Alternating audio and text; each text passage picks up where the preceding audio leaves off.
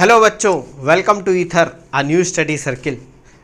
हम आज पढ़ने वाले हैं बच्चों lecture 4 of motion in a plane, जो कि चैप्टर 7 था हमारा। हम लोगों ने ऑलरेडी तीन लेक्चर पढ़ लिए हैं। अगर नहीं देखे वो लेक्चर तो जाके देख लेना। आज के बच्चों जो लेक्चर है उसमें मोशन, हम इतने दिनों से मोशन पढ़ते चले आ रहे हैं। Motion in a straight line पढ़ा, मोशन इन अ प्लेन पढ़ रहे हैं अभी हम 3 लेक्चर से। तो आपको आज देखने को मिलेगा कि इसका प्रैक्टिकल एप्लीकेशन क्या है। यहाँ पर इक्वेशंस ऑफ मोशन भी अप्लाई होंगी, यहाँ पर हम बहुत सारे एजम्पशंस भी मानेंगे, एक्सेलरेशन को देखेंगे, फ्री फॉल एक्सेलरेशन को देखेंगे। तो आपको लगेगा कि हाँ, अब लग रहा है कि रियल लाइफ एग्जाम्पल में मोशन कहाँ पर अप्लाई हो रहा है। अभी तक तो कार वार का एग्जाम्पल लेते थे क्योंकि स्ट्रेट लाइन मोशन पढ़ रहे थे। आज का बच्चों जो टॉपिक है वो है प्रोजेक्टाइल मोशन। ये बहुत इंटरेस्टिंग टॉपिक है और बहुत इंपॉर्टेंट टॉपिक है। इंपॉर्टेंट इसलिए क्योंकि ये टॉपिक समझ जाओगे तो आगे चैप्टर्स में बहुत सारे ऐसे टॉपिक हैं जिनमें नाम बहुत बार आएगा प्रोजेक्टाइल मोशन का। अब पहले तो समझ लेते हैं कि प्रोजेक्टाइल मोशन क्या होता है जल्दी से। बहुत आसान है, कुछ नहीं। ये आप daily day to day life में देखते हो। आप सब क्रिकेट तो देखते ही होगे, फुटबॉल देखते होगे, बास्केटबॉल देखते होगे, जो भी देखते हो। क्रिकेट तो ऑब्वियस सी बात है, देखते ही होगे। आप देखो, जब बॉल फेंकी जाती है, ये बॉल है मेरे हाथ में, देख रहे हो, टेनिस बॉल है। इसको जब मैं फेंकूंगा, या क्रिकेट बॉल होती तो क्रिकेट तो कैसा पाथ करते हो जाती है, ऐसे जाती है, जाती कि नहीं। कोई इसको मारता है ऐसे बैट से, बैट्समैन जब बॉल मारता है तो क्या होती है, ऐसे जाती है। यही बच्चों प्रोजेक्टाइल मोशन है। ओके सर, ये प्रोजेक्टाइल मोशन है तो बचपन से क्रिकेट देख रहे हैं तब तो ध्यान में नहीं है। यही तो बात है, अब पढ़ना है क्योंकि इस मोशन से रिलेटेड इस दुनिया में बहुत चीज़ें डिवाइस करी जा चुकी हैं। मिसाइल्स बने हैं, रॉकेट्स बन रहे हैं, ठीक है, और पता नहीं क्या क्या चीज़ें बन रही हैं जिनमें प्रोजेक्टाइल मोशन एनालिसिस यूज़ होती है। इवन सब एटॉमिक पार्टिकल्स के मोशन पे, खैर प्रोजेक्टाइल मोशन तो नहीं हम बोलेंगे, लेकिन उनकी ट्रैजेक्टरी जो पाथ पे हो जाते हैं, ठीक है, वो सब हमें एनालाइज करना पड़ता है। तो उससे लिए हमें क्या करना पड़ेगा, पहले समझना पड़ेगा कि ये है क्या।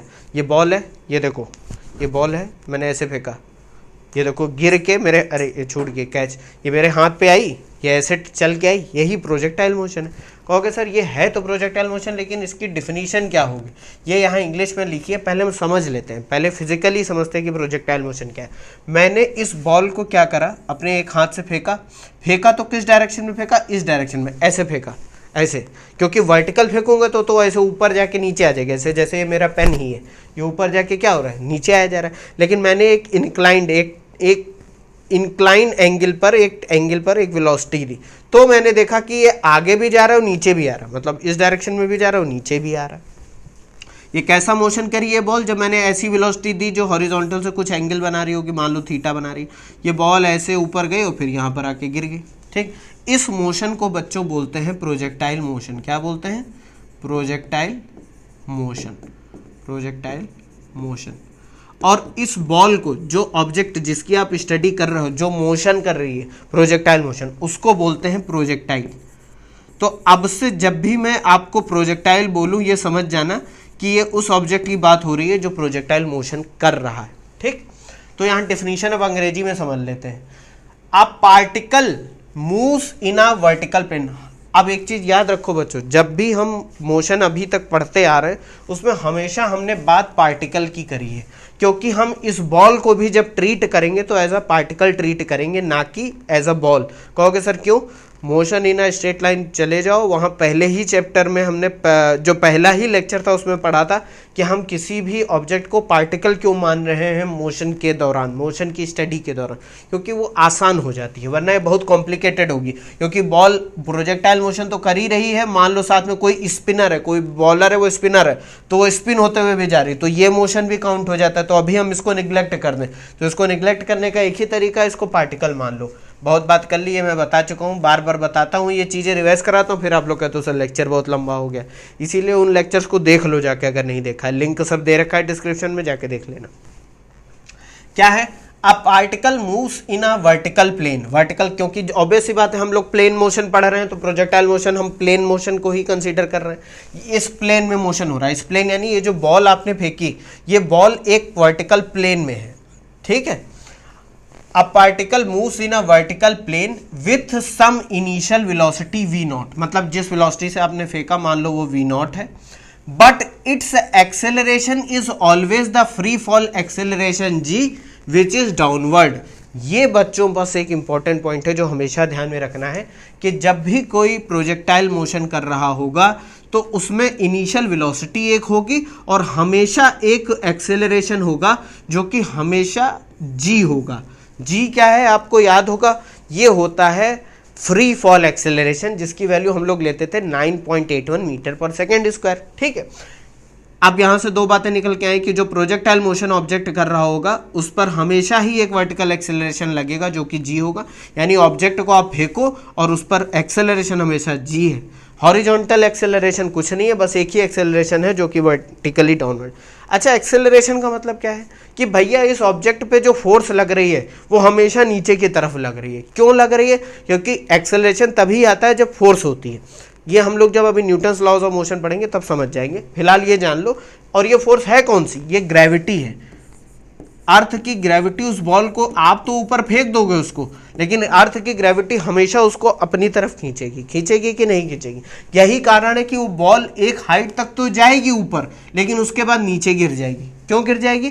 क्योंकि वर्टिकल कंपोनेंट, इस वेलोसिटी के दो कंपोनेंट होंगे कि नहीं, एक इसको आगे ले जाएगा, एक इसको ऊपर ले जाएगा हमेशा इसके हर एक पॉइंट पे। ये जो पाथ है, प्रोजेक्टाइल जिस पाथ को ट्रेवल करता है इसको ट्रेजेक्टरी बोलते हैं। क्या बोलते हैं बच्चों? ट्रेजेक्टरी। ये नाम आपने सुना होगा कई बार, जैसे नहीं बोलते हैं ट्रेजेक्टरी ऑफ मिसाइल। अभी जैसे ये वॉर चल रही थी इसराइल की और फलस्तीन की, वहाँ पर भी मिसाइल्स इधर उधर सब फेंके जा रहे हैं। ट्रेजेक्टरी हम बोलते हैं इसको कि नहीं? इस ट्रेजेक्टरी के हर एक पॉइंट पर वेलोसिटी के दो कंपोनेंट होंगे कि नहीं? मान लो ये वेलोसिटी इस डायरेक्शन में है, वेलोसिटी किसी पॉइंट पर क्या होती है? टेंजेंट। ये हम लोग पहले भी पढ़ चुके हैं। तो इसके दो कंपोनेंट होंगे, एक ये वर्टिकल कंपोनेंट, एक हॉरिजॉन्टल। हॉरिजॉन्टल कंपोनेंट वो होगा जो इसको आगे लेके जा रहा है, ऑब्वियस सी बात है, आगे बढ़ा रहा है। और वर्टिकल कंपोनेंट जो ऊपर की तरफ वेलोसिटी वो इसको ऊपर लेके जा रही है। लेकिन ग्रेविटी की वजह से ये जो वर्टिकल कंपोनेंट है ये हमेशा घटता जाएगा और एक पॉइंट के बाद ये हाईएस्ट पॉइंट पे ये कंपोनेंट क्या होगा? जीरो हो जाएगा। ऑब्वियस ही बात है, ट्रेजेक्टरी से ही पता चल रहा है। क्यों? क्योंकि इस पॉइंट पे बॉल पहुंचने के बाद अब और ऊपर नहीं जा रही है, बल्कि अब वो नीचे आना स्टार्ट कर दी। इसका मतलब इस पॉइंट पे वेलोसिटी वर्टिकल डायरेक्शन में क्या हो गई? जीरो हो गई। ये बहुत सिंपल है, इसको एक बार देख लो, उसके बाद हम लोग जो है इसकी एनालिसिस करेंगे। आगे क्या लिखा था? Such a particle is called projectile meaning that is projected और लॉन्च्ड। मतलब इस पार्टिकल को प्रोजेक्टाइल क्यों बोलते हैं? क्योंकि उसको प्रोजेक्ट करा जाता है, फेंका जाता है या लॉन्च करा जाता है। और इसके मोशन को क्या बोलते हैं? Projectile motion. एग्जाम्पल दे रखा है किकिंग अ फुटबॉल। मैंने एक आपको क्रिकेट बॉल का एग्जाम्पल दे दिया, या फुटबॉल को जब आप किक करते हो तब भी वो मोशन कैसे करती है? ऐसे जाती है, उसको प्रोजेक्टाइल मोशन कहते हैं। इसको देख लो जल्दी, फिर हम लोग मेन चीज पर आते हैं। ये तो समझ ही गए हो, आगे बढ़ते हैं। देखो बच्चों, ये गैलीलियो का नाम आपने बहुत बार सुना होगा, 6th क्लास से साइंस पढ़ रहे हो, बल्कि उससे पहले से पढ़ रहे हो। गैलीलियो बहुत बड़े साइंटिस्ट थे, इटालियन साइंटिस्ट थे, मैथमेटिशियन थे। इनके बारे में कभी हम लोग डिटेल में चर्चा करेंगे, एक वीडियो में बनाऊंगा जो सिर्फ साइंटिस्ट से रिलेटेड होगा, गैलीलियो के बारे में खासकर। इस बंदे को समझ लो हाउस अरेस्ट कर दिया गया था, कि मतलब तुम जेल में हो एक तरीके से, डिटेंशन। उसके बाद इतनी सारी थ्योरी दे दी थी इन्होंने। मतलब कहा जाता है कि वहाँ पर सनलाइट भी नहीं आती थी, तब भी जो है अंधेरे से कमरे में बैठ के इन्होंने इतनी थ्योरी दे दी। हम लोग तो उजाले में भी बहुत कुछ नहीं कर पाते हैं। गैलीलियो ने क्या बताया? गैलीलियो ने अपनी एक बुक में, जिसको नाम था dialogues on the great world systems, देखो कितना बढ़िया नाम दिया था इन्होंने। इसका नाम इटैलिक्स में था, इटालियन में था, लेकिन उसको इंग्लिश में कन्वर्ट करके आ गया, क्योंकि इटालियन साइंटिस्ट है। इन्होंने बहुत सारे प्लैनेट्स की भी खोज करी, टेलीस्कोप बनाया, इनर्शिया का लॉ दिया। ठीक है, dialogue on the great world systems. इन्होंने क्या बताया कि भैया जो प्रोजेक्टाइल मोशन है वो दो इंडिपेंडेंट मोशन से मिलके बना हुआ है। मतलब प्रोजेक्टाइल मोशन के अंदर दो मोशन छुपे हुए हैं जो कि आपस में इंडिपेंडेंट है, यानी उनका कोई लेना देना नहीं। वो कौन कौन से मोशन है? एक तो हॉरिजॉन्टल मोशन है, horizontal motion with zero acceleration, that is horizontal component of velocity remains constant. पहले तो यही समझ लेते हैं कि भैया ये जो आपका प्रोजेक्टाइल है, जब ये ऐसे आगे जाके यहाँ टकराएगा, इसके दौरान यहाँ पॉइंट ऑफ प्रोजेक्शन से, यानी जिस पॉइंट पे लॉन्च हुआ है और जिस पॉइंट पे टकरा है, during the course of time एक ऐसी वेलोसिटी है, ऑब्वियस सी बात है, ये जो वेलोसिटी थी v0, इसके दो कंपोनेंट होंगे, एक हॉरिजॉन्टल और एक वर्टिकल। ये जो हॉरिजॉन्टल कंपोनेंट है ये इसको आगे लेके जा रहा है और वर्टिकल कंपोनेंट ऊपर लेके जा रहा है। एक्सेलरेशन एक्स डायरेक्शन में 0 होगा, यानी कि एक्स डायरेक्शन में कोई भी चेंज इन वेलोसिटी नहीं होगी। तो अगर मैं मान लूँ कि इस वेलोसिटी का horizontal component v naught x है, यानी एक्स डायरेक्शन में इसका कंपोनेंट कितना है v नॉट एक्स, तो ये अगर यहाँ पर v नॉट एक्स है तो इस पॉइंट पर भी v नॉट एक्स होगा, इस पॉइंट पर भी v नॉट एक्स होगा, इस पॉइंट पर भी v नॉट एक्स होगा। यही इस पॉइंट का मतलब है, क्योंकि एक्सेलरेशन का मतलब होता है चेंज इन वेलोसिटी। अगर एक्सेलरेशन ही एक्स डायरेक्शन में 0 है तो यानी कि हर पॉइंट पर हॉरिजॉन्टल कंपोनेंट ऑफ वेलोसिटी क्या होगा, सेम। अब दूसरा पॉइंट इन्होंने क्या बोला, दूसरा पॉइंट ये है कि एक तो मोशन हॉरिजॉन्टल हो गया, एक दूसरा मोशन कौन सा है, vertical motion with constant acceleration due to gravity. इन्होंने बताया कि दो जो मोशन उसमें छुपे हुए हैं, एक तो हॉरिजॉन्टल मोशन है, दूसरा वर्टिकल मोशन है, जिसमें हमेशा ही एक एक्सेलरेशन लग रहा है जो कि है एक्सेलरेशन ड्यू टू ग्रेविटी। अब मैंने -g इसलिए रखा है क्योंकि आपको याद होगा एक्सेलरेशन एक वेक्टर क्वांटिटी है, ये नीचे की तरफ हम जनरली माइनस का y डायरेक्शन लेते हैं, इसलिए -g। अब इस पॉइंट के अकॉर्डिंग मोशन, प्रोजेक्टाइल मोशन ऐसा मोशन होता है कि जिस पर हमेशा एक्सेलरेशन ड्यू टू ग्रेविटी लगता है, जिसकी वजह से इस प्रोजेक्टाइल की ये जो वर्टिकल कंपोनेंट ऑफ वेलोसिटी है, एक तो v नॉट एक्स होगी, एक मान लेते हैं v नॉट वाई, ये हर पॉइंट पर घटती जाती है। कहाँ तक घटेगी ये, मैक्सिमम पॉइंट पर इसकी वैल्यू कितनी हो जाएगी। अगर थोड़ा दिमाग आपके पास अभी तक आया हो तो आप इसको 0 बता दोगे, कह दोगे सर बिल्कुल, क्यों, यहाँ पर देखो ज्यादा है, ये बढ़ी हुई दिख रही है, आगे चल के क्योंकि वेलोसिटी ऊपर की तरफ है, एक्सेलरेशन नीचे की तरफ है, यानी फोर्स नीचे की तरफ है, तो हमेशा ग्रेविटी क्या चाहेगी, इसको नीचे खींचना चाहेगी। तो इसकी वेलोसिटी एक टाइम के बाद क्या होगी, कम होती जाएगी और हाईएस्ट पॉइंट पे क्या होगी, 0 हो जाएगी।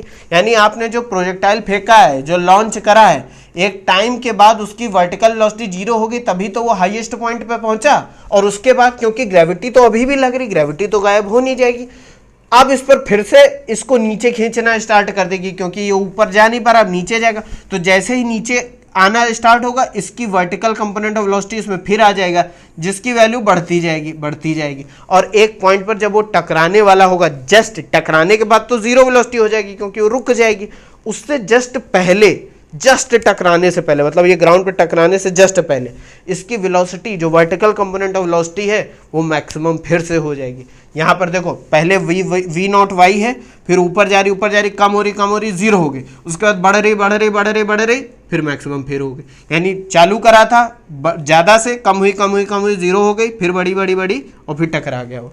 और हॉरिजॉन्टल कंपोनेंट ऑफ वेलोसिटी जितना है उतना ही रहेगा, क्योंकि हॉरिजॉन्टल एक्सेलरेशन क्या है, 0। यही गैलीलियो ने बताया था अपनी इस बुक में, इस वर्क में, कि प्रोजेक्टाइल मोशन दो मोशन से मिलकर बना होता है। अब बताओ, ये चीज़ें तो हम लोगों को भी दिख रही हैं, आपके दिमाग में कभी कभी आता होगा कि ऐसा क्या खास बता दिया था, वो तो दिख के ही लग रहा है इसमें कि भाई एक मोशन इसको आगे लेके जा रहा है, एक ऊपर लेके जा रहा है, लेकिन इन्होंने ऑब्जर्व करा, हम लोगों ने नहीं करा, इसलिए इनका नाम है। सेब तो कई बार गिरा होगा लोगों के सर पे, लेकिन पूछा न्यूटन ने कि क्यों गिर रहा है। ठीक है, देख लिया इसको, आगे बढ़ते हैं। अब बात आती है कि प्रोजेक्टाइल मोशन हम पढ़ क्यों रहे हैं। देखो ऑब्वियस सी बात है कि यहाँ सिर्फ क्रिकेट की बात नहीं है, क्योंकि क्रिकेट में तो बैट्समैन है और बॉलर है। जो बैट्समैन मान रहा है उसके दिमाग में ये प्रोजेक्टाइल मोशन दिमाग में नहीं आ रहा है कि इस वेलोसिटी से, इस फोर्स से मारूं तो इतनी दूर जाएगी वो। लेकिन जब इसी मेथड को यूज़ करके हम क्या क्या डिज़ाइन करते हैं, बहुत सी चीज़ें, मिसाइल की तो पूरी ट्रैजेक्टरी डिज़ाइन होती है प्रोजेक्टाइल मोशन को ध्यान में रखते हुए, ठीक है। रॉकेट लॉन्चर्स होते हैं, उनकी ट्रैजेक्टरी डिसाइड होती है। प्रोजेक्टाइल मोशन, अब जो सब एटॉमिक पार्टिकल हैं, हालांकि मैं प्रोजेक्टाइल मोशन तो नहीं बोलेंगे उसमें, उनकी भी मोशन की ट्रैजेक्टरी को हम प्रोजेक्टाइल बोलते हैं, ठीक। यहाँ पर उसके एनालिसिस करने के लिए पहला ऑब्जेक्टिव क्या है कि हम क्यों पढ़ रहे हैं। पहला तो है to analyse the projectile motion and find the path shape. Find the path shape कि ये कैसा पाथ है। आप कहोगे सर सर्कुलर दिख रहा था, अरे देखने में कुछ नहीं होता, पहले जानो कि एग्जैक्ट होता क्या है। इसकी एनालिसिस करने से पहले हम लोगों ने पहले से हम जानते हैं कि कभी भी फिजिक्स में कोई चीज़ इतनी आसान नहीं होती जितनी दिखती है, और उतनी कठिन भी नहीं होती जितनी दिखती है। हमको बस नज़रिया चेंज करना है।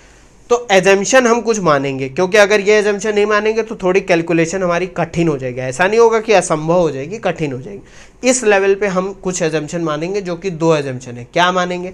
पहला एजम्पशन है कि एनालिसिस करते वक्त प्रोजेक्टाइल मोशन जो हो रहा है उसमें एयर रेजिस्टेंस इज नेग्लिजिबल, यानी कि जिस जगह में, जिस एटमॉस्फेयर में प्रोजेक्टाइल मोशन हो रहा है, जिसमें आपने बॉल फेंकी है, उसके इर्द गिर्द एयर नहीं है, वो वैक्यूम में एक तरीके से मोशन हो रहा है। कह रहे हो सर ऐसा क्यों? वैक्यूम में नहीं हो रहा है, वो हो एक्चुअल एयर में रहा है, लेकिन मैं ये मान के चल रहा हूँ कि एयर जो उस ऑब्जेक्ट का विरोध कर रही है उसको हम नेग्लेक्टेबल मानेंगे, एयर के रेजिस्टेंस को नेग्लेक्ट कर देंगे। जब आप गाड़ी पे या बाइक चला रहे हो तो आपने देखा होगा कि हवा लगती है तो ऐसा नहीं लगता कि आपको पीछे धक्का दे रही है, ये एयर रेजिस्टेंस बोला जाता है। इसको हम नेग्लेक्ट कर देंगे। क्यों बच्चों? क्योंकि अब मान लो आपने बॉल ऐसे आपकी ट्रेजेक्ट्री कर रही है, अब अगर साइड से विंड आ गई तो हो सकता है इसके पाथ को डेविएट कर दे, ये सामने से विंड आ रही है तो हो सकता है ये उतनी दूर ना जाए जितनी जाना चाहती थी, क्योंकि अब इसमें हॉरिजॉन्टल एक्सेलरेशन भी आ जाएगी। ये हवा क्या करेगी? अगर अपोजिट डायरेक्शन, इसको धीमा करेगी। तो जब वेलोसिटी हॉरिजॉन्टल डायरेक्शन में कम होगी, इसका मतलब हॉरिजॉन्टल एक्सेलरेशन भी आ गया। और भी हमने प्रोजेक्टाइल मोशन की डिफिनीशन में एक चीज पढ़ ली थी कि हम हॉरिजॉन्टल मोशन को अभी कांस्टेंट वेलोसिटी का मानेंगे, एक्सेलरेशन नेग्लेक्ट कर देंगे।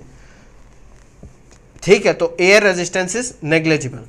दूसरा पॉइंट क्या है? Horizontal range is not very large. ये बच्चों बहुत इंपॉर्टेंट पॉइंट है।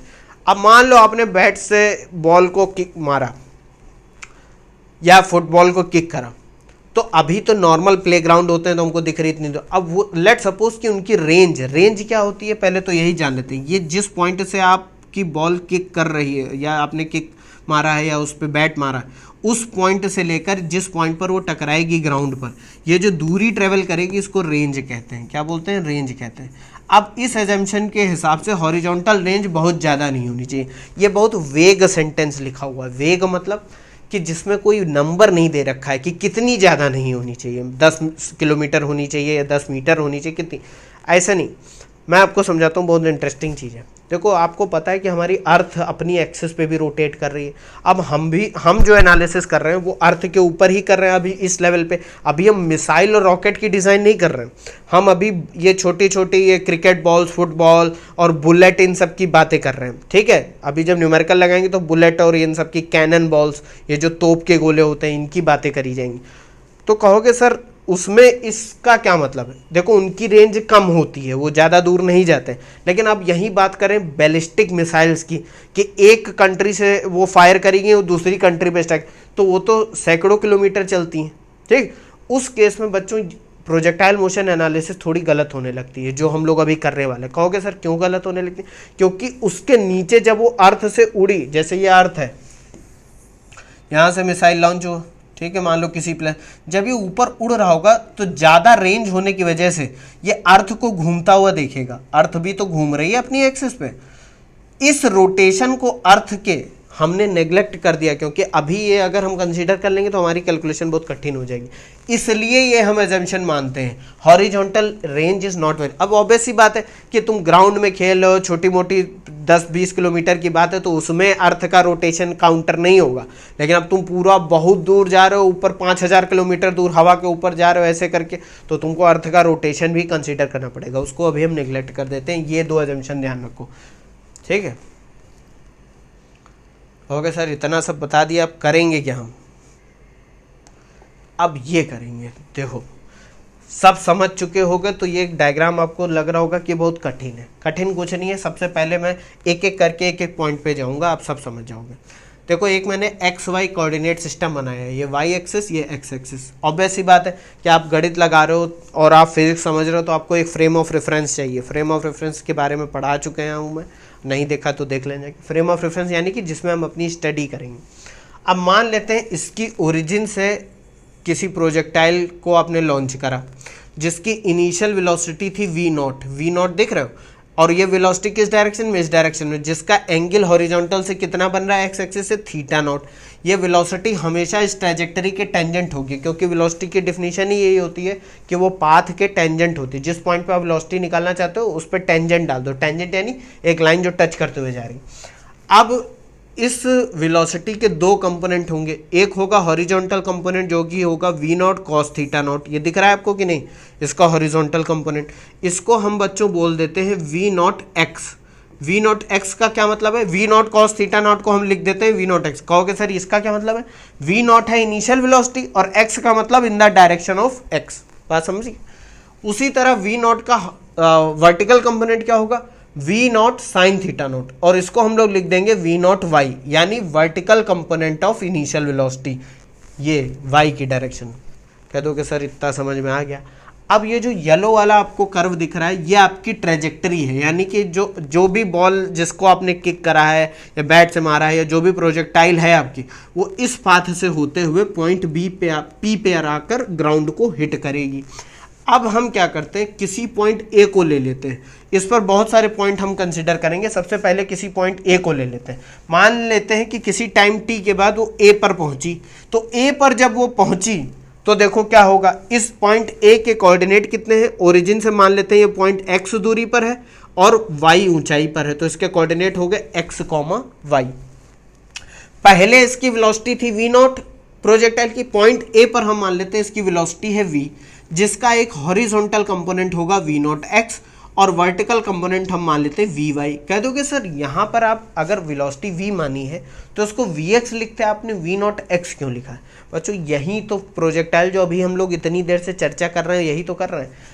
क्या चर्चा कर रहे हैं, पहले यहाँ पर कुछ बातें लिखते हैं तब आपको ज़्यादा समझ में आएगी। लेट्स से, क्या से, मान लेते हैं कि इनिशियल वेलोसिटी कितनी है, इनिशियल वेलोसिटी है वी नॉट, जो कि हम लोगों ने लिख ही रखा है, ठीक है। क्योंकि इनिशियल वेलोसिटी ये है तो हम अगर वेक्टर फॉर्म में लिखें इसको तो इसके कितने कंपोनेंट होंगे, दो कंपोनेंट। एक तो होगा v naught x i cap plus v naught y j cap. कहोगे सर ये कहाँ से आ गया, याद करो वेलोसिटी को वेक्टर के कंपोनेंट में, यूनिट वेक्टर में लिखते हैं तो ऐसे ही तो लिखते हैं, वी नॉट एक्स और वी नॉट वाई, इसके दो कंपोनेंट, एक हॉरिजॉन्टल और एक वर्टिकल। तो आई कैप क्या है, आई कैप का मतलब होता है एक्स डायरेक्शन में यूनिट वेक्टर, तो v naught x plus v naught y, ये लिख सकते हैं कि नहीं, बिल्कुल लिख सकते हैं। आप कहोगे सर ये तो समझ में आ गया, वी नॉट एक्स कितना है, वी नॉट एक्स है we naught cos theta naught, बिल्कुल है। और वी नॉट वाई क्या है, वी नॉट वाई है we naught sine theta naught, बिल्कुल है। समझ गया कि नहीं। अब हॉरिजॉन्टल जो एक्सेलरेशन है वो कितना होता है प्रोजेक्टाइल में, हमेशा ज़ीरो लेना है, ये तो हमने डिफिनीशन में ही अभी देख लिया। इस लेवल पे हम इसको ज़ीरो मानेंगे कि जो हॉरिजॉन्टल मोशन हो रहा है, ये दो मोशन से मिलकर प्रोजेक्टाइल बनी हुई है, एक तो ये आगे जा रही है और प्लस ऊपर भी जा रही है। इसमें जो हॉरिजॉन्टल एक्सेलरेशन ज़ीरो होने का मतलब है कि इसकी जो हॉरिजॉन्टल कंपोनेंट ऑफ वेलोसिटी है यानी वी नॉट एक्स, वो हमेशा उतनी ही रहेगी ड्यूरिंग द पाथ। तो यहाँ पर वी नॉट एक्स है तो यहाँ पर भी वी नॉट एक्स रहेगी। वेलोसिटी चेंज होगी, नो डाउट चेंज होगी, लेकिन उसका वर्टिकल कंपोनेंट चेंज होगा, हॉरिजॉन्टल कंपोनेंट हमेशा क्या रहेगा, सेम रहेगा। तो यहाँ पर भी देखो वी नॉट एक्स है, पॉइंट एच पर भी वी नॉट एक्स है, पॉइंट बी पर भी वी नॉट एक्स है, और जहां पर टकराती उससे जस्ट पहले, कहोगे सर टकराने के बाद तो वेलोसिटी जीरो होगी, मैं उस पॉइंट की बात नहीं कर रहा हूं, उससे जस्ट पहले जब वो टकराने वाली उस पर भी वी नॉट एक्स है। तो यहाँ पर एक पॉइंट अगर मैं एक्सेलरेशन को लिखकर लिखूं तो एक्सेलरेशन बच्चों टोटल क्या होगा, एक्सेलरेशन इस प्रोजेक्टाइल का होगा माइनस का जी जे कैप। टोटल एक्सेलरेशन लिख रहा हूं यहाँ, इसलिए बच्चों माइनस का जी जे कैप लिखा है। आप कहोगे सर ये क्या है, देखो धीरे धीरे समझोगे सब समझ में आ जाएगा। माइनस का जी क्यों लिखा, पहले तो बताओ जी क्यों लिखा, क्योंकि ये प्रोजेक्टाइल मोशन कर रहा है, इस पर हमेशा फ्री फॉल एक्सेलरेशन है, यानी अर्थ की तरफ जो ग्रेविटी इसको खींच रही वो जी होता है, जिसकी वैल्यू 9.81 मीटर पर सेकेंड स्क्वायर लेते थे हम लोग। याद करो जी की वैल्यू क्या लेते थे, 9.81 मीटर पर सेकेंड स्क्वायर। अगर दी नहीं है तो यही वैल्यू लेते हैं, वरना जो न्यूमेरिकल में दे रखी हो, कभी कभी 9.8 दे रखी होती है, 9 या 10 भी दे रखी होती है, ठीक है। माइनस का जे कैप का क्या मतलब है, माइनस का जे कैप का मतलब ये डाउनवर्ड डायरेक्शन में, नीचे की तरफ, हमेशा नीचे की तरफ। तो टोटल एक्सेलरेशन क्या होगा, माइनस का जी जे कैप। इस एक्सेलरेशन के भी ऑब्वियस सी बात है दो कंपोनेंट है, ए एक्स और एक ए वाई। ए वाई तो हो गया आपका माइनस का जी, और ए एक्स कितना हो गया, जीरो। क्यों जीरो, क्यों जीरो, क्योंकि हॉरिजॉन्टल एक्सेलरेशन हमेशा जीरो है। जब फेंकोगे तो हॉरिजॉन्टली वो सेम स्पीड से जाएगा, लेकिन वर्टिकल स्पीड उसकी घटती जाएगी, वो अभी हम बाद में डिस्कस करेंगे। ये यहाँ पर समझ में आ गया, हॉरिजॉन्टल जीरो है और वर्टिकल हमेशा माइनस का जी है, क्योंकि नीचे की तरफ माइनस की वाई डायरेक्शन में। कहोगे सर ये सब समझ गया, अब ये बताओ कि ये वर्टिकल कंपोनेंट क्यों चेंज हो रहा है। ये इसी एक्सेलरेशन की वजह से चेंज हो रहा है। एक्सेलरेशन क्यों, क्योंकि अभी हमने बताया था कि जिस वेलोसिटी से आपने इसको फेंका है उसका जो वर्टिकल कंपोनेंट होगा वो ऊपर की डायरेक्शन में, लेकिन जी तो नीचे की डायरेक्शन में है ना, फोर्स तो नीचे की डायरेक्शन में। तो ये अपने पाथ के टाइम पर जब ये पाथ पे चलता जाएगा तो इसकी वेलोसिटी वर्टिकल वाली क्या होती जाएगी, कम होती जाएगी। इसीलिए बच्चों यहाँ पर देखो, मैंने ये जो वेलोसिटी इस पॉइंट ए पर v ड्रॉ करा है, इसमें हॉरिजॉन्टल कंपोनेंट को तो मैंने सेम लिखा v नॉट एक्स, लेकिन वर्टिकल कंपोनेंट को मैंने वी वाई लिख दिया। वी वाई की वैल्यू कुछ भी हो सकती है, लेकिन वो v नॉट वाई से क्या होगी, कम होगी, क्योंकि g नीचे की तरफ है। अब जब ये मैक्सिमम पॉइंट पे पहुंचेगा, जिसको हम बोल रहे हैं पॉइंट h, इस पॉइंट h पे इसकी वर्टिकल कंपोनेंट ऑफ वेलोसिटी क्या हो जाएगा, जीरो। ऑब्वियस सी बात है, क्योंकि ये मैक्सिमम पॉइंट पे तभी पहुंच पाया है जब इसकी वर्टिकल वेलोसिटी जीरो हो गई, वरना ये और ऊपर जा सकता था, लेकिन ये वेलोसिटी ही जीरो हो गई तो ये यहीं पे आके रुक गया। लेकिन हॉरिजॉन्टल वेलोसिटी अभी भी उतनी है तो ये आगे बढ़ रहा है। फिर क्या होगा, क्योंकि ग्रेविटी नीचे लग ही रही है कॉन्टिन्यूसली, ये नीचे आना चालू होगा। तो जैसे ही नीचे आना चालू होगा, इसकी वेलोसिटी, वर्टिकल वेलोसिटी फिर बढ़ना स्टार्ट हो जाएगी। तो पहले ज्यादा थी, कम हो रही, कम हो रही, कम हो रही, जीरो हो गए, फिर बढ़ना स्टार्ट होगी। तो अब मान लेते हैं पॉइंट बी पर इसकी फिर से इसकी वर्टिकल वेलोसिटी एक वी वाई आ गई। इसकी वैल्यू कुछ भी हो सकती है, हमने मान लिया है वी वाई है। टोटल वेलोसिटी क्या है, वी, जिसके दो कंपोनेंट वी नॉट एक्स और वी वाई। बात समझ रहे हो कि नहीं, कि वर्टिकल वेलोसिटी चेंज हो रही है, हॉरिजॉन्टल हमेशा वही बनती जा रही। अब पॉइंट पी पर आ जाओ, ये इंपॉर्टेंट पॉइंट है, ये पॉइंट और ये हाईएस्ट पॉइंट। कहोगे सर ये पॉइंट इंपॉर्टेंट क्यों, यहां पर बच्चों कुछ कहानी हो जाती है। कहानी क्या हो जाती है कि भैया जब हमने एयर रेजिस्टेंस को नेग्लेक्ट कर दिया, मतलब जिस हवा में ये चल रहा है उस हवा का इस पे कोई प्रभाव नहीं है, बॉडी पर, प्रोजेक्टाइल पर उस एयर का कोई रेजिस्टेंस नहीं है, या कोई भी एनर्जी लॉस हमने अभी बिल्कुल नेग्लेक्ट कर दिया, तो ऑब्वियस सी बात है जिस वेलोसिटी से आप फेंकोगे इसको, ये उसी वेलोसिटी से आके टकराएगी भी, बिल्कुल टकराएगी। इसकी वेलोसिटी इस पॉइंट पर कितनी होगी, वी नॉट, और ये कितना एंगल बना रही होगी हॉरिजॉन्टल से, माइनस का थीटा नॉट। क्यों, क्योंकि यहाँ पर फेंका था तो ऊपर था, ये एंटी क्लॉकवाइज डायरेक्शन, यहाँ आके टकराई तो एक्स एक्सिस से किधर जा रहा है एंगल, माइनस का थीटा नॉट। कह दोगे सर ये एंगल तो सेम है, वेलोसिटी सेम है, समझ में आ गया। तो जब ये सेम होगा तो वी नॉट एक्स तो हम जान ही रहे हैं सेम होगी, वी वाई भी सेम हो जाएगी। वी वाई कितनी हो जाएगी, माइनस का वी नॉट वाई। कह दोगे सर क्यों, क्योंकि भाई वी नॉट यहाँ पर तभी तो आएगा जब दोनों कंपोनेंट सेम होंगे, इसके बराबर होंगे। अब कहोगे सर ये माइनस क्यों लगाया, क्योंकि भाई ये जब वेलोसिटी जब टकराने वाली होगी, इसका एक कंपोनेंट इस डायरेक्शन में होगा नीचे की तरफ, तो यहाँ पर वी नॉट वाई ऊपर था, तो ये नीचे जब लोगे तो माइनस लगा दोगे। इतना तो समझ गए होगे, इतनी बहुत ज़्यादा मैं समझाने इसलिए लगता हूँ क्योंकि आप कन्फ्यूज ना हो। अब आप समझ गए, फेंका हमने, हॉरिजॉन्टल वेलोसिटी वही रही, मतलब जिस स्पीड से आगे जा रही है वो उतनी ही है, लेकिन जिस स्पीड से ऊपर जा रही है वो धीमे हो रही, फिर रुक गई, फिर बढ़ना स्टार्ट हुई। मतलब ऐसा नहीं होता वो झटके ले रही है, वो दिखेगा आपको कि स्पीड कम हुई फिर बढ़ना चालू हुआ। बात समझ, यही प्रोजेक्टाइल मोशन है। और कह दो कि सर ये तो समझ गए हम, तो समझ गए तो अब सॉल्व भी कर लेंगे बड़ी आसानी से। बस इतना जान लो, इनिशियल वेलोसिटी क्या है, ये है इनिशियल वेलोसिटी, ठीक है। और एक्सेलरेशन क्या है, एक्सेलरेशन है minus g j cap, total acceleration. जैसे ये टोटल वेलोसिटी लिखी है हमने, वैसे टोटल एक्सेलरेशन क्या है, एक a vector a minus g j cap, जिसके दो कंपोनेंट होंगे, ए एक्स तो जीरो हो गया और ए वाई क्या होगा, माइनस का जी। यहाँ जे कैप इसलिए नहीं लगाया क्योंकि ये वेक्टर के नहीं, मैग्नीट्यूड की बात हो रही है। भाई जे और आई का एक ही मतलब होता है, वो डायरेक्शन बताते हैं। यहाँ पर मैंने सिर्फ मैग्नीट्यूड लिया है इसलिए माइनस जी लिख दिया, ठीक है। मैग्नीट्यूड में कह दोगे तो सर माइनस क्यों ले लिया, वो समझाने के लिए लिया है यार, मैग्नीट्यूड में कुछ माइनस प्लस नहीं होता, ठीक। जी की वैल्यू क्या है, 9.81 मीटर पर सेकेंड स्क्वायर। अब एक चीज़ और देख लेते हैं, क्या देख लेते हैं, इनिशियल कोऑर्डिनेट, इनिशियल कोऑर्डिनेट्स, मतलब जिस पॉइंट से उसको फेंका गया है वो पॉइंट क्या है, मान लेते हैं एक्स नॉट है और वाई नॉट है, और इस केस में वो दोनों ही जीरो हैं क्योंकि हमने प्रोजेक्टाइल को प्रोजेक्ट करा है ओरिजिन से, तो ओरिजिन पे 0,0 होता है कोऑर्डिनेट, तो x naught zero y naught zero. हम किसी पॉइंट ए पर मान रहे हैं कि कोऑर्डिनेट है एक्स कॉमा वाई, एच पर भी कोई कोऑर्डिनेट एक्स कॉमा वाई होंगे, यहाँ पर भी होंगे, यहाँ पर भी होंगे, ये पॉइंट ए कहीं पर भी हो सकता है, लेकिन हम अभी किसी एक पर्टिकुलर पॉइंट ए को ले लेते हैं जिसके कोऑर्डिनेट है एक्स कॉमा वाई, यानी एक्स दूरी इधर वाई दूरी ऊपर। हो कह दोगे सर बहुत ज़्यादा बता रहे हो, इतना बताने की ज़रूरत नहीं है बच्चों, पहली बार पढ़ रहे हो ना इसलिए इतना बता रहा हूँ, वरना वाकई में इतनी ज़रूरत है नहीं, लेकिन कंफ्यूज ना हो इसलिए बता रहा हूँ।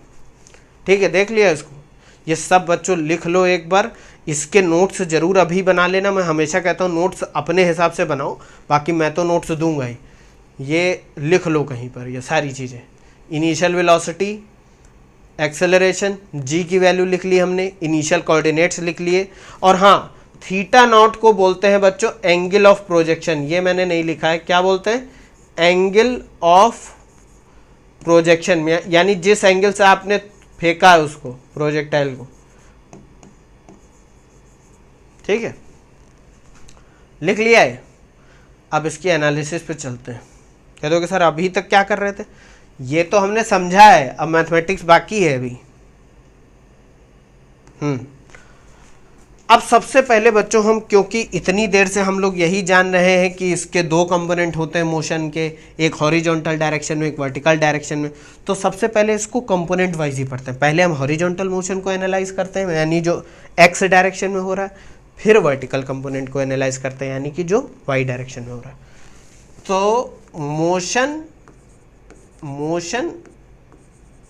इन एक्स डायरेक्शन, ठीक है, एक्स डायरेक्शन। अब एक चीज इसमें माननी है, पहले क्या माने, लेट आफ्टर टाइम टी, मतलब जब आपने उसको फेंका उस वक्त टाइम 0 है, लेकिन किसी टाइम टी के बाद projectile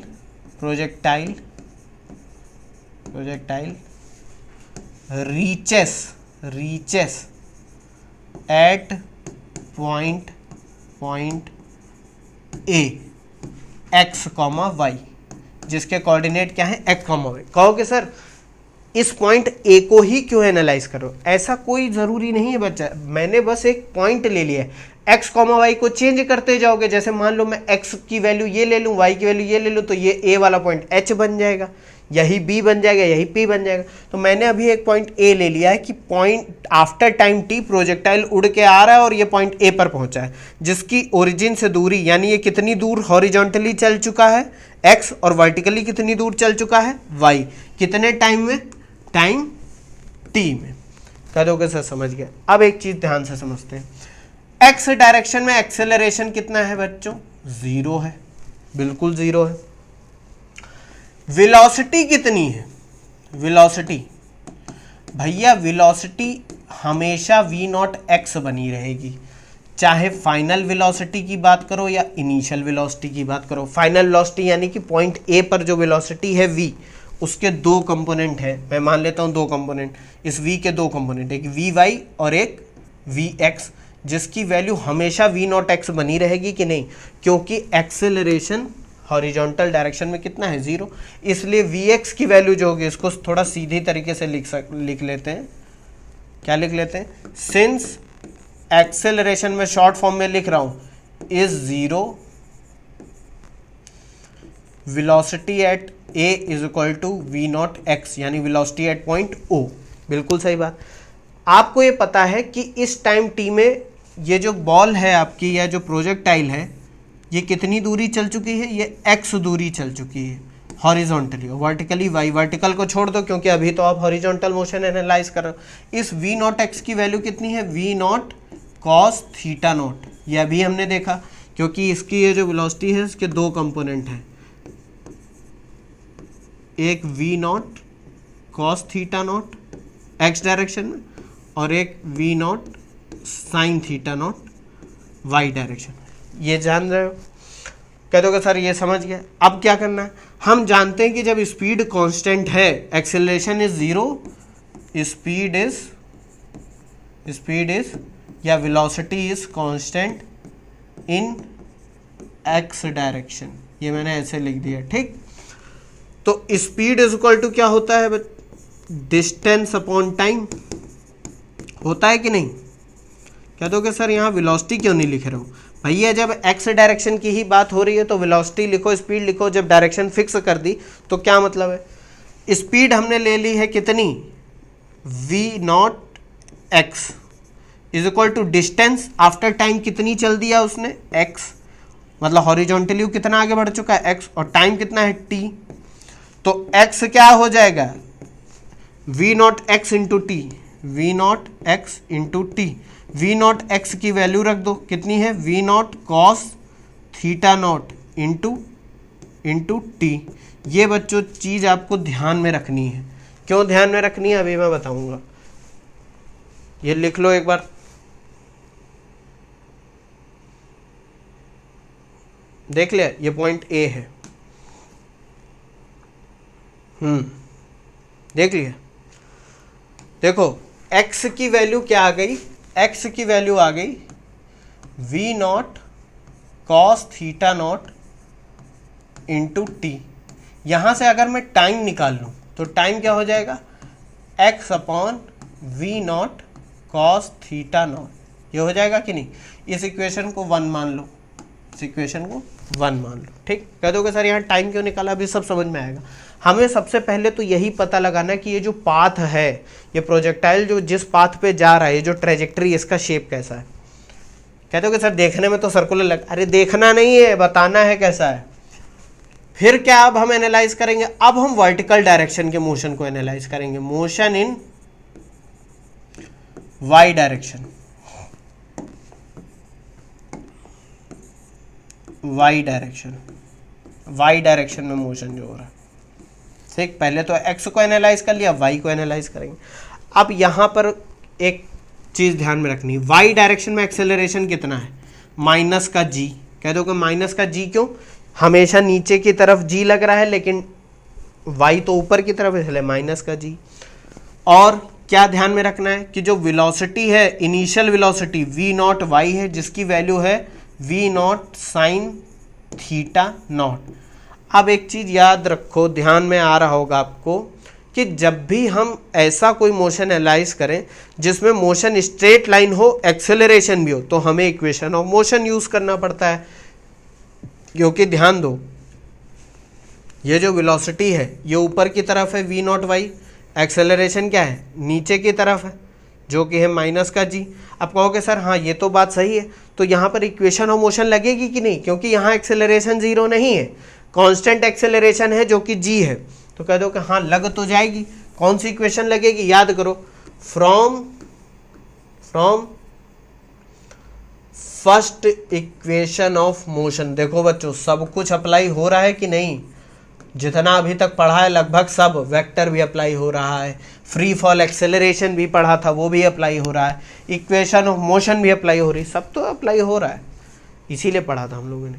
from first equation of motion, first equation of motion क्या थी, वाई डायरेक्शन में अगर लगाओ तो final velocity v Y is equal to initial velocity v naught y plus a t. ये होता था v is equal to u plus a t. तो v हो गई फाइनल वेलोसिटी जो कि वी वाई है, पॉइंट ए पर कितनी, हम अभी सब कुछ अपना कंसंट्रेशन पॉइंट ए पे रख रहे हैं, पॉइंट ए पर वर्टिकल वेलोसिटी फाइनल कितनी है, वी वाई। इनिशियल वेलोसिटी कितनी है, वी नॉट वाई जो कि पॉइंट ओ पर है, plus a T plus acceleration, acceleration किस डायरेक्शन में, वाई डायरेक्शन में, इनटू टाइम। अब कहोगे सर ए वाई आपने लिख दिया, सबकी वैल्यू रख दो, वी वाई को ऐसे ही लिखा रहने दो, वी नॉट वाई की वैल्यू रख दो v naught sine theta naught, a y की वैल्यू रख दो। अब ऑब्वियस सी बात है यहाँ मुझे ये लिखने की जरूरत नहीं थी, लेकिन आपको समझाने के लिए मैंने लिख दिया। जब भी मोशन वर्टिकल ऊपर की तरफ हो रहा हो अगेंस्ट द ग्रेविटी, तो बीच में से माइनस साइन हम लोग ले आते थे, याद करो फ्री फॉल एक्सेलरेशन वाले केस में। तो ए वाई की जगह क्या रख देंगे, माइनस का जी इंटू टी, ये रख देंगे कि नहीं रख देंगे, बिल्कुल रख देंगे। ये इक्वेशन मान लेते हैं इक्वेशन सेकंड। ठीक है, अब from second equation of motion, second equation of motion apply करो। सेकंड इक्वेशन ऑफ मोशन क्या थी कि भैया ओरिजिन से वो कितना ऊपर चला है तो उसका डिस्प्लेसमेंट कितना हो गया है, y। ये देखो पॉइंट ए कितनी ऊपर है, पॉइंट ए y की दूरी पर है, तो y is equal to u t plus half a t square. U है आपकी initial velocity v naught y into t plus half a y into t square, यही तो। यहाँ पर सबकी वैल्यू पुट कर दो फिर से, तो ये हो जाएगा v naught sine theta naught into T, और ए वाई की जगह माइनस जी, तो माइनस का हाफ जी टी स्क्वायर। इस इक्वेशन को हम इक्वेशन थर्ड बोल देते हैं। क्या बोल देते हैं? Equation third. ये देख लो एक बार। फिर थर्ड इक्वेशन ऑफ मोशन भी अप्लाई करते हैं इस पर। मतलब मैं ये आपको बताना चाह रहा हूं कि प्रोजेक्टाइल मोशन में हम इक्वेशन ऑफ मोशन कैसे अप्लाई करते हैं। जब हम लोग न्यूमेरिकल सॉल्व करेंगे तो ये सब समझ में आ जाएगा। देख लिया, आगे बढ़ते हैं। अब from third equation of motion, third equation of motion क्या होती है? v square is equal to you square plus 2ax, लेकिन यहां तो y डायरेक्शन तो 2ay हो जाएगा। फाइनल वेलोसिटी क्या होगी? vy square is equal to v naught y square plus 2ay into y, क्योंकि ये y डायरेक्शन में कितना चला है डिस्प्लेसमेंट, y हुआ है। ओरिजिन से तो नाप रहे हो तो डिस्प्लेसमेंट ही हुआ है। सबकी वैल्यू फिर से रख दो, तो v Y square is equal to we naught sine theta naught square minus का ए वाई की जगह जी रखोगे तो माइनस का 2gy। ये इक्वेशन मान लेते हैं फोर्थ इक्वेशन है। ठीक, तो आपको 4 इक्वेशन मिली। कैसे? एक तो हमने हॉरिजॉन्टल मोशन एनालाइज करा उससे मिली, और 3 इक्वेशन मिली आपको वर्टिकल मोशन में, motion in y direction, from first equation of motion, from second equation of motion और from third equation of motion. बस इतना ही है। लेकिन आपको बताना है पाथ ऑफ प्रोजेक्टाइल। क्या बताना है? पाथ ऑफ प्रोजेक्टाइल, इसका शेप कैसा है। अब यहीं पर कहानी आ जाती है। कहानी क्या आ जाती है? एक काम हम करेंगे। काम क्या करेंगे? फ्रॉम इक्वेशन वन को जरा देखें तो वहां से हमने टाइम निकाला था। टाइम कितना था? टाइम था x upon v naught cos theta naught. याद आ रहा है कि नहीं? ये नहीं याद आ रहा है तो देख लो एक बार। देखो, x upon v naught cos theta naught. Equation 1 से हमने टाइम निकाला था। ये we naught cos theta naught को नीचे लेके चले गए थे। कहा था हाँ सर ये तो करा था हमने। अब एक काम करेंगे, इस टाइम की वैल्यू को हम इस इक्वेशन में रख देंगे। किस इक्वेशन में रख देंगे? इस वाली इक्वेशन में, इन इक्वेशन थर्ड। ये जो टाइम आ रहा है इसकी जगह पर हम x की टाइम की वैल्यू रख देंगे x के टर्म में। कहोगे सर हम ये कर क्यों रहे हैं? अभी पता चल जाएगा। Putting value of t in equation third में वैल्यू पुट करूं तो y क्या था? y था v naught sine theta naught into t, यही तो था। तो टाइम क्या हो जाएगा? Into x upon v naught cos theta naught. ये हो जाएगा, बिल्कुल हो जाएगा। माइनस यहां पर लिख देता हूं हाफ जी इंटू टी की जगह पर x upon v naught cos theta naught, इसका स्क्वायर। इसको सॉल्व करो बच्चों, वी नॉट से वी नॉट कैंसिल हो जाएगा।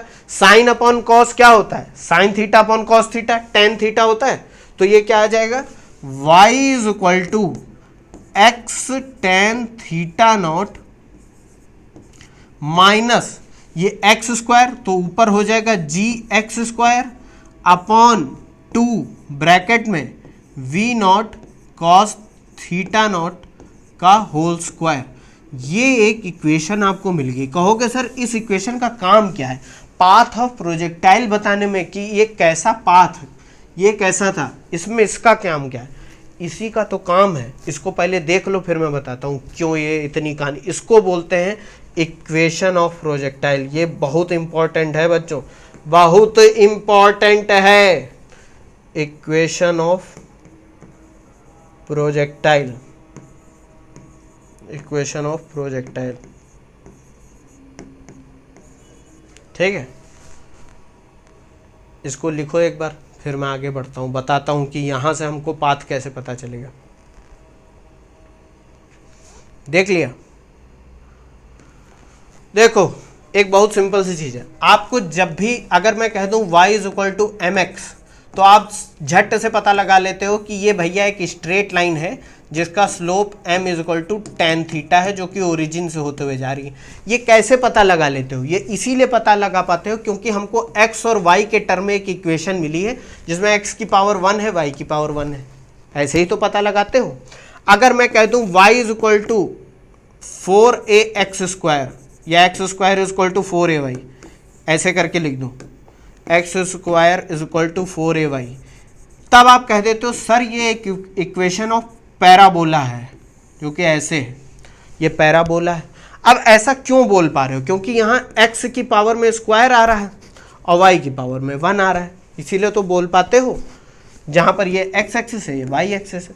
तो हाँ, कुल मिला के बातें ये है कि x और y के टर्म में इक्वेशन होनी चाहिए और कोई चीज़ नहीं होनी चाहिए। और कोई चीज़ मतलब कांस्टेंट हो सकते हैं लेकिन कोई थर्ड वेरिएबल ना हो।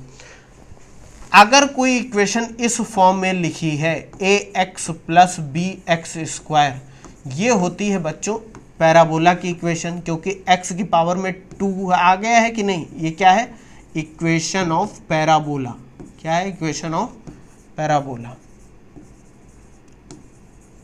Parabola ax square y equal to ax plus b x square, ये इक्वेशन ऑफ पैराबोला। कहोगे सर ये तो है, तो यहां से कैसे पता चल रहा है कि ये इक्वेशन ऑफ पैराबोला? अब जरा इस इक्वेशन को कंपेयर करो इससे, तो देखो हमने टाइम को यहां से एलिमिनेट क्यों करा, इस वाली इक्वेशन से टाइम को एलिमिनेट क्यों करा? क्योंकि y तो है इधर लेकिन x नहीं आ रहा है। इसका शेप तो तब पता चलेगा इस प्रोजेक्टाइल का जब हमको पता हो कि हर एक x की वैल्यू पे y की वैल्यू कितनी आ रही, तभी तो हम उसको प्लॉट कर पाएंगे। लेकिन यहाँ तो टाइम आ रहा है, इसलिए हमने टाइम को x के रिस्पेक्ट में यहाँ पे रख दिया, और जब रखा तो हमको एक इक्वेशन मिल गई y is equal to x tan theta minus g x square upon 2u cos theta का होल स्क्वायर।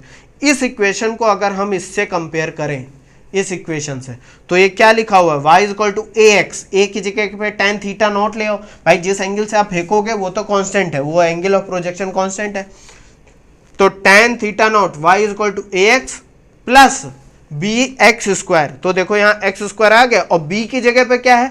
माइनस का g upon 2v not cos theta naught square. ये पूरा का पूरा टर्म एक कांस्टेंट है क्योंकि g की वैल्यू कांस्टेंट है, थीटा नॉट कांस्टेंट होगा। जिस वेलोसिटी से आप फेंकोगे, एक बार फेंक दिया वो तो अब चेंज होगी नहीं, वो कांस्टेंट है। तो बदलेगा क्या इस पूरी इक्वेशन में? सिर्फ x और y। बात समझिए? तो यहां से क्या पता चला कि projectile path is parabolic, projectile path is parabolic. इतनी गणित बच्चों इतनी देर से इसी काम के लिए लगाइए, यह आंसर आ गया। हमें पाथ ऑफ प्रोजेक्टाइल, हमारा ऑब्जेक्टिव क्या था? शुरुआत पे जाते हैं। सबसे पहले ऑब्जेक्टिव था to analyse the projectile motion and find the path shape. तो पाथ शेप बच्चों सर्कुलर नहीं होता है। ये इतनी गणित लगाने के बाद हमें सिर्फ ये पता चला कि प्रोजेक्टाइल का मोशन जो होता है वो पैराबोलिक पाथ पे होता है। तो प्रोजेक्टाइल पाथ इज पैराबोलिक, ये बात अपनी दिमाग में रखना। और ये जो इक्वेशन आई है ये इक्वेशन ऑफ प्रोजेक्टाइल, इसको भी अपने दिमाग में रखना। बाकी ये सब तो अपने आप लगा लोगे, ये तो बेसिक मैथमेटिक्स है और फिजिक्स है। ये इक्वेशन क्योंकि बार बार आप वहाँ डिराइव नहीं करने लगोगे, हालांकि डिराइव करने में 2 मिनट लगेंगे अगर ये सब समझ में आ गया। अगर भूल भी गए हो तब भी ठीक है। कहोगे सर ये चीज़ आपने बताई है क्या? देखो एक्स स्क्वायर आ गया इस इक्वेशन में, ये पैराबोला की इक्वेशन है। नहीं ये समझ में आया तो बच्चों बेसिक मैथमेटिक्स की पूरी प्लेलिस्ट पढ़ी है, देख लेना जाके, उसका लिंक भी पड़ा है डिस्क्रिप्शन में। एक्स की पावर में 2 आ गया, बस पैराबोला है। कह दो कि वो तो सर सर्किल के इक्वेशन में आता है। अबे सर्किल के इक्वेशन में वाई में भी स्क्वायर होता है। ठीक है, ये देख लिया। अब इसमें एक दो चीज़ें और करनी है हमें। क्या करनी है? पूछा ये जाता है कि भैया प्रोजेक्टाइल का पाथ तो आपने बता दिया, अगर मैं एक मान लो एक कैनन डिज़ाइनर हूँ। कैनन डिज़ाइनर का मतलब एक तोप, जो तोप की गन बनती है, तोप को मैं डिज़ाइन करता हूँ या गन की डिज़ाइन करता हूँ। अब मुझसे कोई कहे कि भाई मुझे एक ऐसी तोप बना के दो कि जो पर्टिकुलर इस हाइट पे जाके हिट करे या इतनी दूर जाकर उसको स्ट्राइक करे इतने टाइम में, तो मुझे ये तो पता होना चाहिए ना कि उसमें कितना बारूद डाला जाए, कितना गन पाउडर डाला जाए कि जो इनिशियल वेलोसिटी वो बॉल को दे, कैनन को दे, वो इतनी होनी चाहिए कि वो इतनी दूर जाए या इतनी ऊंचाई तक जाए। मान लो हवा में कुछ उड़ रहा है, उसको मारना है तब, ठीक है, सरफेस टू एयर मिसाइल वो वाला एग्जाम्पल। आप कहोगे सर हाँ ये बात तो सही है, तो उसके लिए हमको बहुत चीज़ें निकालनी पड़ेंगी। बहुत चीज़ें क्या निकालनी पड़ेंगी कि भाई मैक्सिमम हाइट हमारी प्रोजेक्टाइल कितनी अचीव कर पाएगी अगर हम उसको पर्टिकुलर वेलोसिटी से फेंकें। इस वेलोसिटी से फेंकेंगे तो इतनी हाइट पे जाएगी, या कितनी दूर जाएगी, या उसको हवा में कितना टाइम लगेगा। मतलब एक तरफ से आपने फेंका और दूसरी तरफ आके वो गिर गई, तो इस दौरान वो जितनी देर हवा में है उसमें कितना टाइम लगेगा। तो सबसे पहले तो बच्चों हम निकालते हैं टाइम ऑफ फ्लाइट। क्या निकालेंगे? Time of flight. इसको कैपिटल टी से रिप्रेजेंट कर रहा हूं मैं यहां पर। टाइम ऑफ फ्लाइट क्या होता है? टाइम ऑफ फ्लाइट बच्चों यही होता है फ्रॉम, इसको ऐसे लिखते हैं, बहुत सिंपल है, इसके नाम से ही पता चल रहा है। Time taken by projectile in flight, in flight. कह दोगे सर इसका क्या मतलब है? अरे अभी तो बताया मैंने, ये पॉइंट ओ से आपका प्रोजेक्ट करा गया था प्रोजेक्टाइल, ये गिरा कहाँ पर था? पॉइंट पी पर। ये जो टाइम लेगा हवा में रहने का, एक तो ये पॉइंट एच पे जाएगा, पॉइंट एच पे मैक्सिमम हाइट पे गया और फिर वो गिरना चालू हुआ, तो ये हवा में कितनी दूर है? ये गया और फिर आया, ये टोटल हवा में जो इतना टाइम लेगा वो टाइम ऑफ फ्लाइट है। लेकिन इसको सॉल्व कैसे करेंगे? एक बहुत बढ़िया यहाँ पर मैंने आपको हिंट दिया, अगर दिमाग में आया हो तो, कि भैया इस वर्टिकल हाईएस्ट पॉइंट पर सिर्फ हॉरिजॉन्टल कंपोनेंट ऑफ वेलोसिटी होगा, vertical component of velocity v y क्या है? 0 है। और इसकी जो हाइट मैं मान लेता हूँ मैक्सिमम हाइट है एच एम, मैक्सिमम हाइट मान लेते हैं। Time taken, let's say time taken to reach highest point h is t, small t मान लेते हैं, या उसको टी एम लिख देते हैं तो ज़्यादा, यानी मैक्सिमम हाइट के पॉइंट पर पहुंचने में उसको टी एम टाइम लगता है। तो याद करो अभी हम लोगों ने एक इक्वेशन ऑफ मोशन लगाई थी, v Y is equal to we naught sine theta naught into t minus ji t. ये टी क्यों लिख दिया है? v is equal to u plus a t होता है, तो v Y is equal to we naught sine theta naught minus ji t. कहोगे sir हाँ लगाया तो था, नहीं याद आ रहा है तो फिर से देख लो कहाँ पर आया। मोशन इन वाई डायरेक्शन में ये वाली इक्वेशन देखो, from first equation of motion, V Y is equal to we naught sine theta naught minus ji T.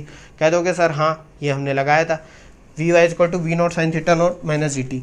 At point H, at point ये शॉर्ट फॉर्म में लिख दिया H, final velocity vertical direction में कितनी होगी? 0 होगी। और टाइम कितना लगेगा उसको हमने मान लिया है टी एम लगेगा, टी एम टाइम लगेगा। ये सारी वैल्यू इस इक्वेशन में पुट कर दो, यहाँ पर लिखे दे रहा हूँ। तो ये हो जाएगा 0 is equal to we naught sine theta naught minus का जी टी, इस माइनस के जी टी को उधर ले जाओ 0 की तरफ, तो G T is equal to क्या हो जाएगा? V naught sine theta naught, और जी को नीचे ले आओ, यहाँ पर टी की जगह पर टी एम लिख देना, टी एम, क्योंकि टी की जगह टी एम रख दिया हमने। V naught sine theta naught upon g, ये भी याद रखना है आपको कि टाइम कितना लगेगा उसको हाईएस्ट पॉइंट पे पहुंचने पे, ये भी क्वेश्चन पूछे जाते हैं, तो इतना लगेगा। ये याद रखने की ज़रूरत है भी नहीं, बस ध्यान में रखो कि हमने निकाला कैसे। बहुत सिंपल है, हाईएस्ट पॉइंट पे वर्टिकल वेलोसिटी 0 होगी, v is equal to U minus ji T लगा देंगे, सारी वैल्यू पुट कर देंगे, आंसर आ जाएगा। क्या होगा सर, ये तो समझ गए, लेकिन यहाँ से टाइम ऑफ फ्लाइट कैसे निकला अभी पता चल जाएगा, इसको देख लो एक बार। बहुत ज़्यादा देखो, लगातार मैं इसलिए बता रहा हूँ बच्चों, अगर मैं धीरे धीरे इसको बताऊँगा तो 2 घंटे का लेक्चर हो जाएगा, ठीक है, फिर कहोगे बहुत ज़्यादा टाइम लग गया, लेकिन एक ही लेक्चर में समझ सब जाओगे प्रोजेक्टाइल के बारे में, ये गारंटी है। देख लिया, अब देखो time of flight 2 times TM के होगा। कह दोगे सर ये चीज़ हमको समझ में आ रही है थोड़ी थोड़ी। भैया एक बात बताओ, अगर ये पाथ देखो सिमेट्रिक है, मतलब जैसा इस एच एम के इस तरफ है वैसा ही उस तरफ है, यानी हाईएस्ट पॉइंट के लेफ्ट हैंड साइड में भी वैसा है, राइट हैंड साइड, तो जितना टाइम उसको जाने में लगेगा उतना ही आने में लगेगा। इस केस में हमेशा ऐसा होता नहीं है, वो केस हम लोग बाद में डिस्कस करेंगे, लेकिन जनरली ऐसा होता है कि नहीं होता है कि टाइम ऑफ फ्लाइट जो होगा वो जाने और आने के टाइम के 2 टाइम्स का होगा। मतलब देखो ये गया और आया, इन्हीं का सम तो होगा, और क्योंकि ये सिमेट्री है, सिमेट्री यानी कि जैसा इस तरफ है वैसा उस तरफ है पाथ, तो उतना ही टाइम जितना जाने में लगेगा उतना आने में लगेगा। तो यहाँ पर मैं लिख भी दे रहा हूँ ताकि कंफ्यूज ना हो, due to symmetry of path, symmetry of path time of flight is 2 times TM, और टीएम की वैल्यू निकाल चुके हो, कितनी है, we naught sine theta naught upon g. ये आ गया बच्चों आपका टाइम ऑफ फ्लाइट का फॉर्मूला, जिसको बोल लो या इक्वेशन बोल लो, 2u sine theta by g, 2v naught sine theta naught by g. देख लिया इसको, ये बहुत सिंपल था, इसमें कुछ ज़्यादा था नहीं। अब अगर आपसे कोई क्वेश्चन पूछ ले कि maximum height reached by the projectile बताओ, maximum height reached by projectile, ये मैं शॉर्ट फॉर्म में चलो पूरा ही लिख देता हूँ। तो भैया अभी आपको मैंने बताया कि ये जो y डायरेक्शन में एक इक्वेशन ऑफ मोशन ये है, कौन सी, ये वाली, कहाँ गई थर्ड इक्वेशन ऑफ मोशन, ये देखो थर्ड इक्वेशन ऑफ मोशन है, V square is equal to you square plus 2gh करके जो इक्वेशन आती है, तो वहाँ पर फाइनल वेलोसिटी तो 0 हो जाएगी, वी वाई तो 0 है हाईएस्ट पॉइंट पे, V naught sine theta naught square minus 2g, और वाई की जगह एच एम रख देंगे। बात समझ रहे हो कि नहीं, यही यहाँ पर करना है। क्या है, सिंस, समझ गए कि नहीं, V Y square is equal to we naught sine theta naught square minus 2g अब एट पॉइंट एच ही तो है मैक्सिमम हाइट वाला पॉइंट, वहां पर वी वाई है 0 और y को हम लोगों ने एच एम मान लिया है, यानी कि वो पॉइंट ओरिजिन से कितनी ऊंचाई पर है, एच एम की हाइट पर है। ये यहाँ पर भी देख लो, हाँ चला गया, ये देखो एच एम की हाइट पर है, यहाँ थीटा 0 है क्योंकि ये थीटा जिस एंगल से आ रहा है ये पैरेलल हो जाएगा, एच एम, ये वैल्यू यहाँ पर रख दो इस इक्वेशन में जो आपने निकाली है, ये सारी इक्वेशन इसमें ये वाली वैल्यू रख देते हैं, यहाँ पर लिखे दे रहा हूँ। तो ये 0 is equal to we naught sine theta naught का होल स्क्वायर माइनस 2ghm, इस 2ghm को इधर ले आओ तो ये हो जाएगा 2ghm is equal to we naught sine theta naught का होल स्क्वायर, और 2g को नीचे ले आओ तो maximum height reached by the projectile कितनी हो जाएगी, v naught sine theta naught का whole square divided by 2g। ठीक है, ये समझ गए कि नहीं, बहुत सिंपल। अगर इसको मैं कंपोनेंट के हिसाब से लिखूं तो ये क्या हो जाएगा, ये we naught sine theta naught क्या है, vertical component of velocity, initial velocity, तो 2y v naught y upon g, यही तो हो जाएगा। और यहाँ पर भी अगर मैं लिखूं तो एच एम क्या हो जाएगा, ये we naught sine theta naught क्या है, वी नॉट वाई का whole square divided by 2g, यही तो लिखा हुआ है। इस तरीके से भी कंसीडर कर सकते हो उसको, ये और आसान तरीका है याद करने का। अगर आप पूरा याद रखोगे तो याद करोगे अरे v साइन थीटा g, ये सब क्या था, g तो याद रहेगा ही, और ऊपर क्या है, वर्टिकल कंपोनेंट ऑफ वेलोसिटी जिस पॉइंट पे लॉन्च करा था, तो ये 2v0y और यहाँ पर v0y स्क्वायर बाई 2g, याद है क्या? मैं ऐसे ही याद रखता था चीज़ों, अब तो खैर याद हो गई हैं सारी। एक चीज़ और देख लो, कह दो कि सर बहुत पका लिया, अब जल्दी करो, ज़्यादा टाइम नहीं लगेगा। देखो range of projectile, range of projectile मतलब वो कितनी दूरी चला है from the point of projection to the point of fall, range of projectile. Range का मतलब जिस पॉइंट से हमने पॉइंट ओ से फेंका उसको और जिस पॉइंट पी पर वो आके टकराया, इसको हम लोग आर से नाम दे देते हैं, आर, कैपिटल आर बोल देते हैं इसको बोलेंगे रेंज ऑफ प्रोजेक्टाइल। क्योंकि सर रेंज कैसे पता चलेगी? अरे बहुत सिंपल है बच्चों, अभी याद, ये हॉरिजॉन्टल मोशन की बात हो रही है कि नहीं हो रही? हमको पता है फ्रॉम इक्वेशन 1, फ्रॉम इक्वेशन 1 कि x क्या आया था, speed is equal to distance upon time, तो डिस्टेंस क्या हो गई, स्पीड इनटू टाइम। स्पीड कितनी है हॉरिजॉन्टल डायरेक्शन में, तो हमेशा स्पीड सेम बनी हुई है, v not cos theta naught into T.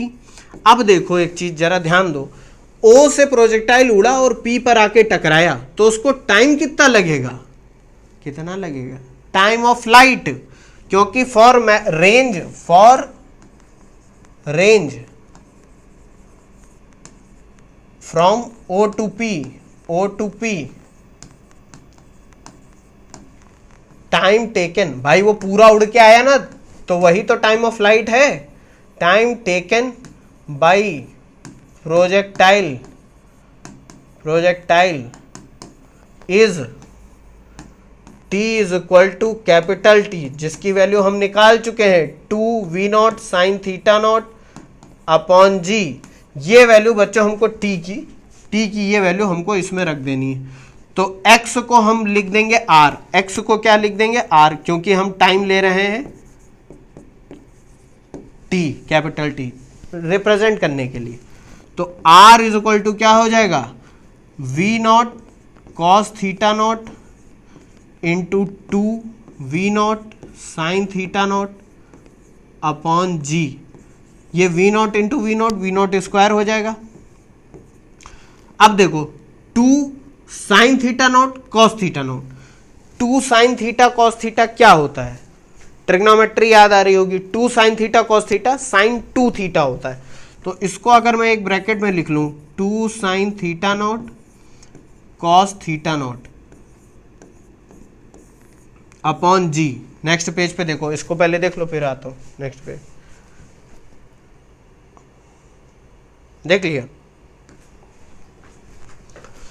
r is equal to we naught square sine 2 theta naught upon g. ये हो गया बच्चों रेंज का फॉर्मूला। तो हमें बहुत चीज़ें पता चल चुकी हैं। देखो ये 2 साइन थीटा कॉस थीटा को हमने साइन 2 थीटा लिख दिया। क्या क्या पता चल गया, देखो रेंज पता चल गई, टाइम ऑफ फ्लाइट पता चल गया कितना 2v0, मैं एक बार रिवाइज करा देता हूँ, sign theta naught upon g, ये पता चल गया, ठीक है। Maximum height reached by the projectile HM कितनी थी, v0 स्क्वायर, या ऐसे नहीं लिखते हैं, v0 साइन थीटा नॉट का whole square divided by 2g। ये पता चल गया कि नहीं पता चल गया। और एक चीज़ और पता चली, equation of projectile y is equal to x tan theta naught minus gx square upon 2v0 cos theta naught square, ये पता चला। तो इन 4 चीज़ों से आप प्रोजेक्टाइल का कोई भी क्वेश्चन सॉल्व कर सकते हो। ये देख लो एक बार, range of projectile, time of flight, maximum height reached by the projectile और इक्वेशन ऑफ प्रोजेक्टाइल। देख लिया, बहुत कुछ पढ़ लिया बच्चों हम लोगों ने, ठीक है। नेक्स्ट वीडियो में बच्चों मिलते हैं हम लोग, और इसके बाद थोड़ी बातें प्रोजेक्टाइल पे और करेंगे। एक थोड़ा 1 घंटा 1.5 घंटे का जो भी लेक्चर आप देख ज़रूर लो, क्योंकि प्रोजेक्टाइल मोशन बहुत इंपॉर्टेंट है। आप थोड़े सजेशंस भी कमेंट में दिया करो कि हाँ सर थोड़ा और ऐसे बताओ वैसे बताओ, तो अगर आप मुझे लगेगा कि हाँ ये भी बताना चाहिए तो मैं बता दूँ। हालांकि ऐसा मैं कुछ छोड़ता नहीं हूँ कि आपको समझ में ना आए, ठीक है बच्चों। थैंक यू, मिलता हूँ नेक्स्ट वीडियो।